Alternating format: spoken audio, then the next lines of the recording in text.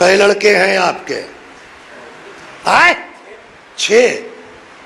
6 لڑکے ہیں، 3 ایک طرف ہو گئے، 3 ایک طرف، اللہ نہ کرے خدا نخواستہ مثال ہے، اور دونوں میں مار ہو گئی، FIR کر دیا، 3 ٹھو جیل چلے گئے، تکلیف ہوگی کہ نہیں ہوگی؟ آپ کو انصاف سے بتائیے، ہوگی نا؟ اچھا، اب ان کو چھڑانے کے لیے پیسہ لگائیے گا کہ نہیں لگائیے گا؟ یہ تو نہیں کہیں گے نا کہ آپس کے بھائی بھائی لڑے ہیں، ہم سے کیا مطلب؟ لگائیے گا کہ نہیں لگائیے گا؟ بالکل لگائیں گے۔ 6 لڑکے ہیں، لڑ جائیں تو باپ کو تکلیف ہوتی ہے، ان کو چھڑانے کے لیے، صلح کرانے کے لیے اپنی جیب سے لگا دیں گے۔ پیغمبر نے فرمایا انا وعلی ابوا هذه الامہ، ہم اور علی اس امت کے باپ ہیں۔ آپ کے لڑکے لڑ جائیں تو آپ کو تکلیف ہوگی، اگر شیعہ آپس میں لڑ جائیں تو امام کو تکلیف ہوگی کہ نہیں ہوگی؟ یہ طے کر کے اٹھیے نا آج کی مجلس سے۔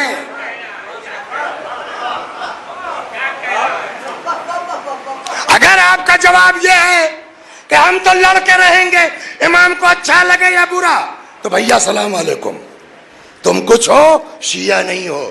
لیکن اگر شیعہ ہو تو امام کیا کہتے ہیں سناؤں آپ کو؟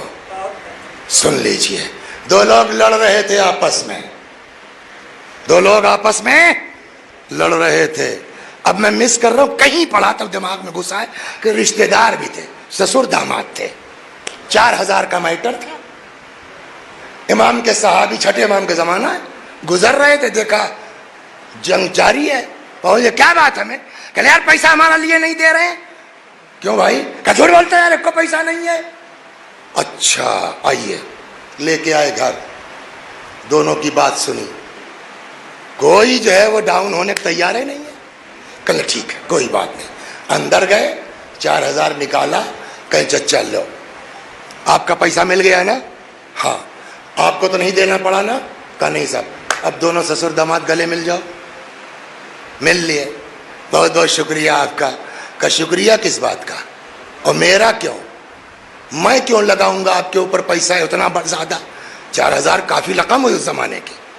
کہ تب کہ یہ میرا پیسہ ہی نہیں ہے، اور نہ میں نے اپنی جیب سے لگایا ہے نہ خود سے لگایا۔ کہ پھر؟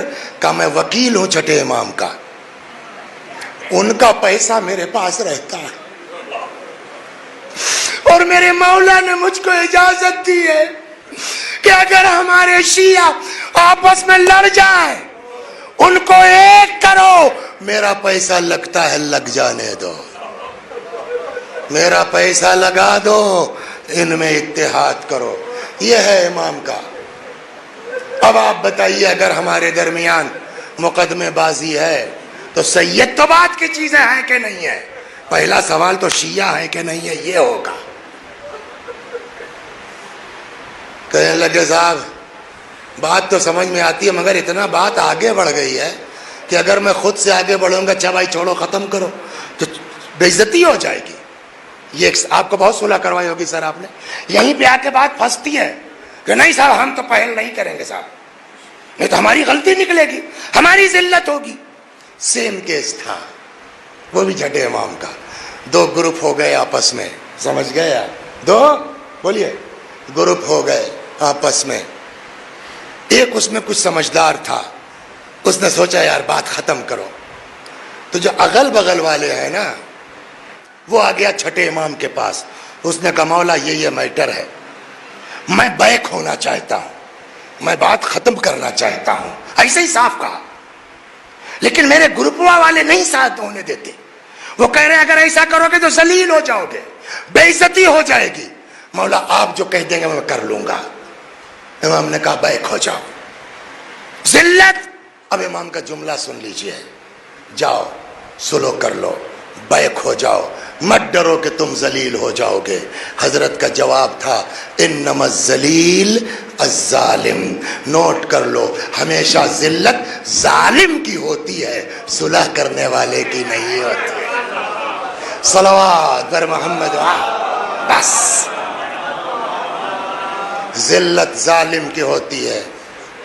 اگر ایک آدمی بھی اس مجلس پر انشاءاللہ عمل کر لے اور ٹیلی فون کر لے یار غلطی میری تھی چھوڑو جانے دو، آپ یقین کیجئے اس سے بڑا ثواب اس مجلس کا اور کچھ نہیں ہو سکتا۔